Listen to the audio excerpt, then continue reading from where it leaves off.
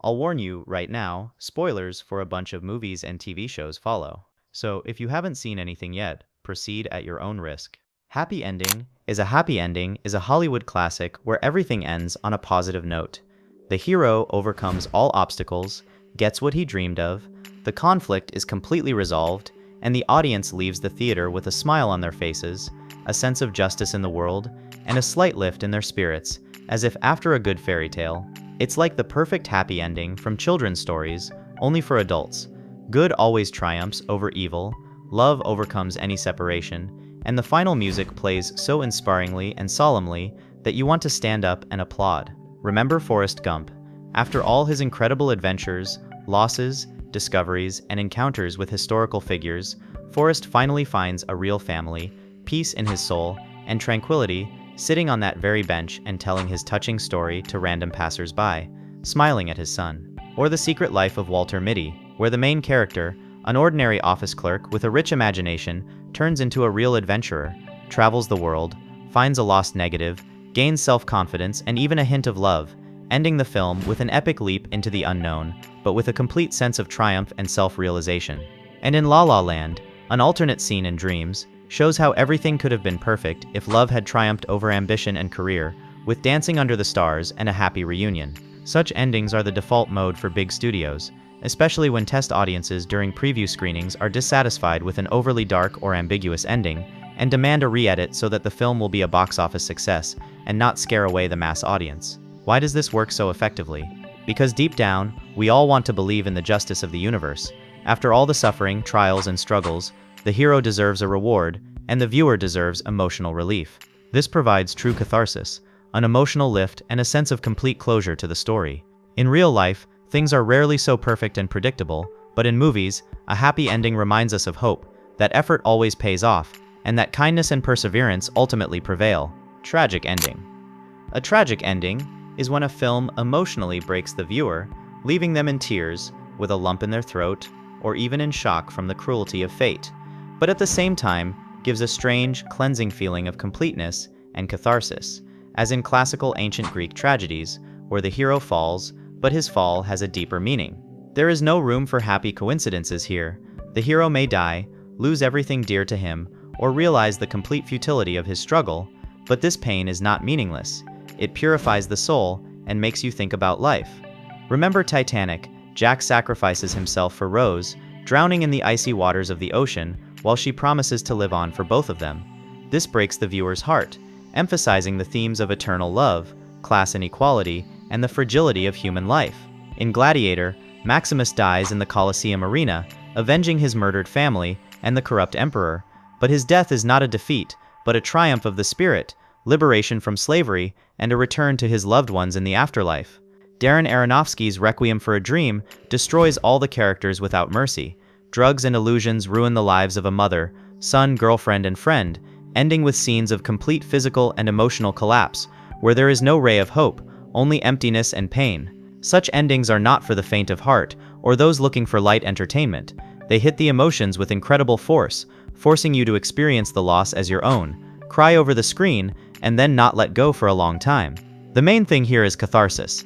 Even in the most terrible outcome, there is meaning, a lesson about consequences, or emotional release from accumulated tension. The viewer leaves not happy and peaceful, but purified, thinking about the fragility of existence, their mistakes, and how to avoid a similar fate. This is not just the director's sadism or desire to shock, it is a way of showing the reality of a world where good does not always triumph, where accidents and choices lead to irreparable consequences. Tragedy gives depth to the characters and the plot, makes the film memorable for years to come, and often wins prestigious awards such as the Oscars, because it reflects the real human dramas that we see in the news or in the lives of our loved ones. Ultimately, such endings remind us that life is full of loss and pain, but it is precisely in these things that beauty, lessons, and opportunities to become stronger lie. Open ending. An open ending is when a film ends mid-sentence or at the height of tension, leaving the viewer with a bunch of unanswered questions and forcing them to agonize over reflections, arguments, and theories for hours, days, or even years after the credits roll. Here, the director deliberately refrains from providing a clear resolution, leaving the audience to ponder the possible outcomes. This is not a mistake, but part of the fun, or for some, the frustration of incompleteness. Remember Christopher Nolan's Inception? Cobb's spinning top spins in the final scene, and we never find out if it's a dream or reality, if he returned to his children or got stuck in limbo. The screen cuts off, leaving you to wonder about the fate of the hero and his entire mission. In the series The Sopranos, although it's TV, its influence on cinema is enormous. The screen simply fades to black in the middle of a normal dinner at a restaurant, and fans still argue whether Tony was killed or if life just went on. And in Sofia Coppola's Lost in Translation, Bill Murray whispers something in Scarlett Johansson's ear in a Tokyo crowd, but we can't hear the words. It's an intimate, personal moment that remains a mystery, emphasizing the themes of loneliness and understatement. Endings like these are a real invitation to co-authorship. The viewer becomes part of the story, thinking up the plot for themselves, discussing it with friends or on the internet. Why is this so cool and effective? Because real life rarely gives clear, packaged answers with a bow on top. Everything is full of uncertainty, and an open ending perfectly mirrors this, provoking endless discussions, fan theories, and even rewatching of the film in search of clues. Directors use this technique to avoid banality or cliches, leave room for the viewer's imagination, and make their work a timeless topic of conversation. Of course, sometimes the audience gets angry and demands clarity, bombarding social media with questions like "What does this mean?" But it is precisely this torment of reflection that makes such endings brilliant and memorable. This is not laziness on the part of the screenwriter or budget constraints. It is high art, leaving the door ajar so that each viewer can see their own fears, hopes, or interpretations reflected in it. Twist ending. A twist ending is when, in the final minutes or seconds, a film suddenly turns your entire perception of the plot upside down, forcing you to rethink every frame, dialogue, and hint, as if you were watching a completely different story. It's like a sudden punch in the gut from a trusted friend. You think you know all the rules of the game, but it turns out that everything was rigged from the start. Remember David Fincher's Fight Club? The revelation that Tyler Durden is the alter ego of the nameless narrator instantly changes the entire film, and you want to rewatch it right away to see how it was encrypted in every episode. In M. Night Shyamalan's The Sixth Sense, Bruce Willis, playing a psychologist, realizes in the finale that he has been dead for a long time, and all the clues, cold breath, people not noticing him, were scattered throughout the plot. And in Martin Scorsese's Shutter Island, Leonardo DiCaprio is not a federal marshal investigating a case, but a patient in a psychiatric clinic, and the entire narrative is his illusion. A powerful twist is always sewn into the story in advance. Screenwriters masterfully hide clues in dialogues, visuals, and character behavior, but distract attention with false leads to maximize the shock. Why does this work so brilliantly? Because it gives the euphoria of a sudden discovery, like solving a complex puzzle or unraveling a detective story, where the viewer feels cheated, but in the most pleasant sense, it's intellectual catharsis. Such endings require ironclad logic, consistency, and foresight from the screenwriter, and attention to detail from the viewer. Otherwise, the twist may seem like a cheap trick or out of nowhere. But when everything is perfectly thought out, the film becomes a cult classic. You want to rewatch it immediately to catch all the hidden hints and Easter eggs. It's not just shock for shock's sake, it's a complete reboot of the entire story, which makes viewing an unforgettable experience, and often leads to viral discussions online. The full circle ending. The full circle ending is an elegant technique where the end of the film mirrors its beginning, with events or scenes repeating in a similar form, but the protagonist has changed radically, creating a sense of perfect symmetry, completeness, and a symphonic structure for the entire narrative arc. It is as if the story returns to its origins, but with a new meaning, emphasizing growth, the cyclical nature of life, or the inevitability of fate. Remember The Lion King. The film begins with the presentation of little Simba on Pride Rock and ends with the same ritual, but now adult Simba presents his son, accepting the role of king instead of running away from responsibility. In Francis Ford Coppola's The Godfather, Michael Corleone becomes a mafia don in the finale, closing the door on his wife just as Vito closed it on outsiders at the beginning, symbolizing his complete transformation into a monster. And in Damien Chazelle's Whiplash, young drummer Andrew performs a frenzied solo on stage in the finale, mirroring the first rehearsal scene, but now it is a triumph rather than a failure, emphasizing his obsession and sacrifices. This technique gives the film structure, poetry, and harmony. The circle closes, showing the hero's evolution through recurring motifs without the need to introduce new elements at the end. Why is this so satisfying for the viewer? Because it emphasizes personal growth. The world or circumstances remain the same, but the hero's view of them changes completely, giving a sense of destiny, inevitability, and emotional completeness. It's like a good symphony, where the theme from the beginning returns in the finale, but enriched with variations. Directors love this technique for its elegance and economy. There is no need to come up with a radically new climax, just mirror the beginning with a twist that resonates with the themes of the film. The viewer feels harmony and completeness, as in classical literature, where everything comes together at a logical point, leaving an aftertaste of wisdom and reflections on the cyclical nature of life. The redemption finale is when a hero who has made serious mistakes, committed sins or crimes, or simply lived in delusion throughout the story, goes through a long and painful path of purification, sacrificing themselves, changing for the sake of others, leaving behind a bittersweet taste of sadness from inevitable losses, but at the same time, a deep spiritual satisfaction from moral growth, forgiveness, and restoration of harmony. This is a classic technique for profound dramas, biographical films, and stories about human fall and subsequent rise, where redemption becomes not just a plot twist, but the culmination of the entire character and arc of the hero's development. Remember Joe Wright's Atonement, based on the novel by Ian McEwan. As a child, Briony Killy falsely accuses an innocent man out of jealousy, destroying the lives of her sister Cecilia and her lover Robbie, and spends the rest of her life trying to correct this mistake through writing and caring for the wounded in war. But the ending reveals that her book is an illusory redemption in old age, where she gives the characters a happy ending that did not happen in reality, adding a layer of tragedy and reflection on guilt. In Frank Darabont's The Shawshank Redemption, based on Stephen King's novel, Andy Dufresne, unjustly convicted of murdering his wife, spends 19 years in prison planning his escape, but his redemption lies not in revenge, but in exposing the corruption of the warden, regaining his dignity, and giving hope to his friend Red, ending with a meeting on a beach in Mexico as a symbol of freedom and friendship. And in Clint Eastwood's Gran Torino, grumpy war veteran Walt Kowalski, full of racism and trauma from the Korean War, gradually becomes closer to his Asian neighbors, protecting them from a gang, and in the finale sacrifices his life, taking bullets to put the criminals behind bars and atone for his past sins of murder and prejudice with an act of pure self-sacrifice. Such endings are ideal for character-driven dramas, biopics, and stories about complex anti-heroes. The hero pays dearly for his mistakes but finds inner peace, forgiveness from others, or a lasting legacy of good. It is always bittersweet. The joy of moral victory and change is mixed with sadness at the price that had to be paid, often with life or relationships. An ambiguous ending is when at the end of a film, the viewer suddenly loses their footing, unable to understand what happened on screen was objective reality and what was hallucination, a dream, madness, or an internal projection of the character's psyche, leaving enormous scope for fan theories, symbolic analysis, and endless debates about hidden meanings. This is a technique that blurs the line between objective narrative and subjective perception, making you doubt the reliability of everything you've seen and turning the film into an intellectual puzzle. Remember Donnie Darko by Richard Kelly. Teenager Donnie follows the visions of Frank the Rabbit, prevents the apocalypse, and in the finale dies in his sleep from a falling airplane engine, saving the world in an alternate timeline. But was it a real-time rift, a prophecy, or just schizophrenia exacerbated by pills?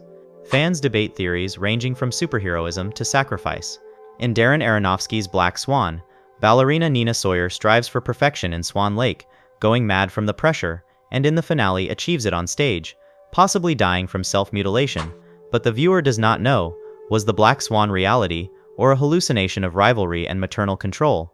In Denis Villeneuve's Enemy, a history teacher discovers his doppelganger, an actor, and the finale with a giant spider symbolizes the fear of betrayal or inner demons, while in Robert Eggers' The Lighthouse, two keepers go mad from isolation, myths about sirens and shadows, leaving the question, were the monsters real or the product of alcohol and guilt?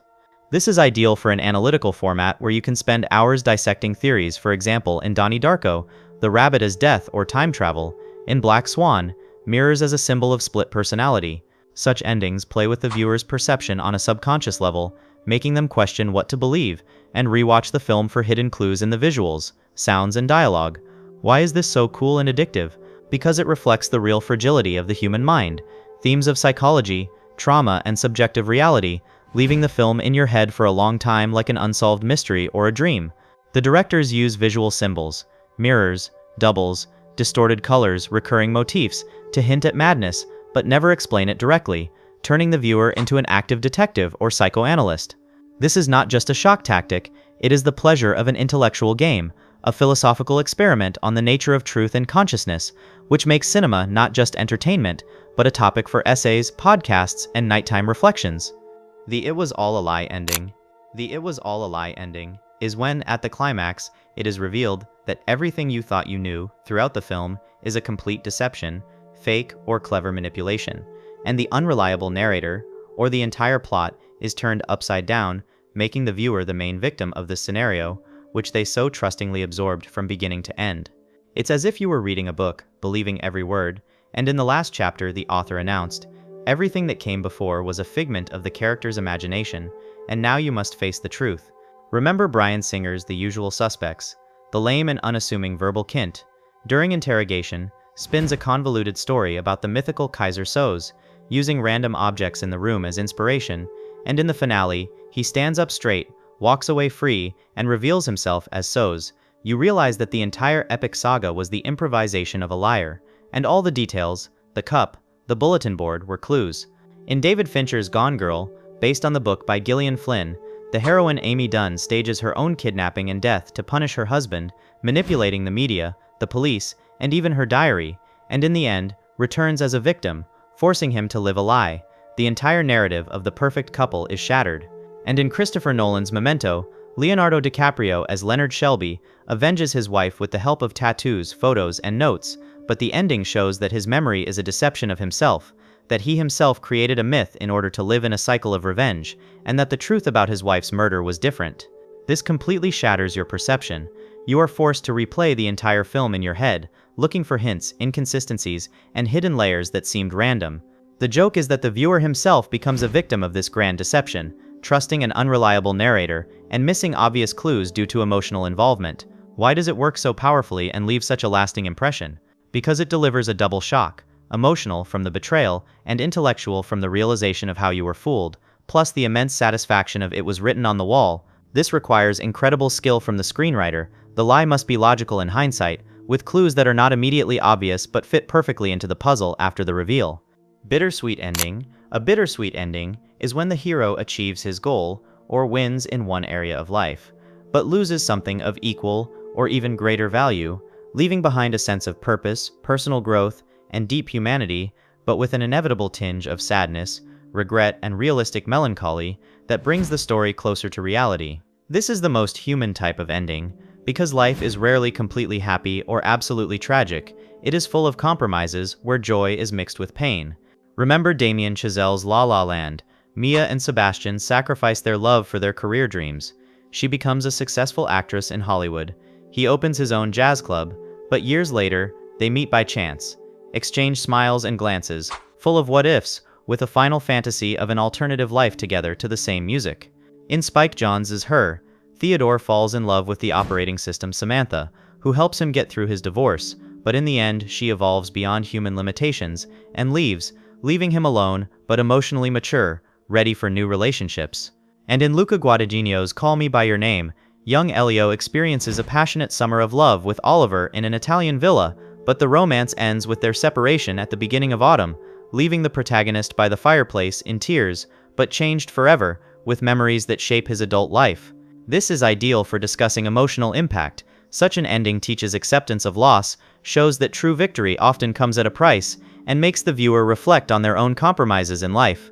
Why is it so moving and stays in your heart for so long? Because it reflects reality. Love requires sacrifice, success brings loneliness, growth comes from pain, and there are no perfect happy endings without a dark side. The viewer leaves not completely happy or broken, but with a nuanced feeling, hope in sadness, a lesson in loss, and a deep connection with characters who seem like real people, not cardboard cutouts. This makes the film relatable, provokes personal reflection, and often leads to tears or quiet smiles during the credits, emphasizing themes of maturity and acceptance. Loop ending. A loop ending is when a film literally loops back on itself, with events or key moments returning to the beginning with a slight shift. The protagonist unwittingly creating their own destiny, trap, or reality, emphasizing themes of predestination, cyclicality, and the complete impossibility of escaping the vicious circle. It is a metaphor for the repeating cycles of life, where mistakes, traumas, or choices condemn one to eternal repetition, and screenwriters love it for its philosophical depth and visual impact.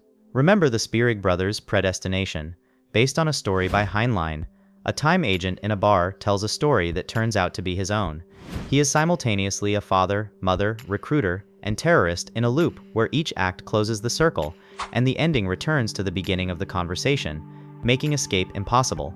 In Rian Johnson's Looper, old Joe Bruce Willis tries to kill his younger self to change the future, but in the end sacrifices himself, breaking the loop but showing how actions create destiny. And in Christopher Smith's Triangle, the heroine on a ship experiences a nightmare where she kills versions of herself trying to save her son, but each cycle returns to the car accident at the beginning, symbolizing guilt and recurring trauma.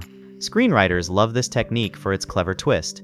It doesn't just shock, it comments on free will. Is it possible to change fate, or is everything predetermined? The viewer feels hopelessness and poetry at the same time, as in the myths of Sisyphus, forcing them to think about their own personal loops, bad habits, relationships, mistakes that repeat themselves. Why does it leave such an impression? Because it is visually powerful.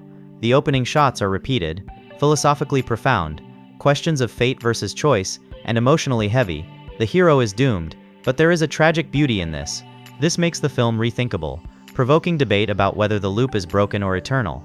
Conclusion. So friends, we have gone through all 10 types of movie endings. Each of these endings is not just the end of the story, but the culmination of the themes, emotions, and messages that the director wanted to convey, changing our perception, making us cry, laugh, think, or rewatch the film.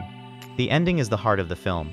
What stays with you after the credits roll, shapes your opinion, and makes cinema art. Remember how one ending can save a weak plot or destroy a masterpiece? That's the magic of cinema. Now it's your turn. What is your favorite or most memorable ending? Maybe the twist in Fight Club, the tragedy of Titanic, or the loop in Predestination. Write your thoughts, examples of films, and why this ending hooked you in the comments. Let's discuss it. If you liked the video, give it a thumbs up. Subscribe to the channel so you don't miss any more analyses of tropes, genres, and movie secrets, and click the bell for notifications. Thanks for watching, see you in the next video, and remember, a good ending makes a movie timeless.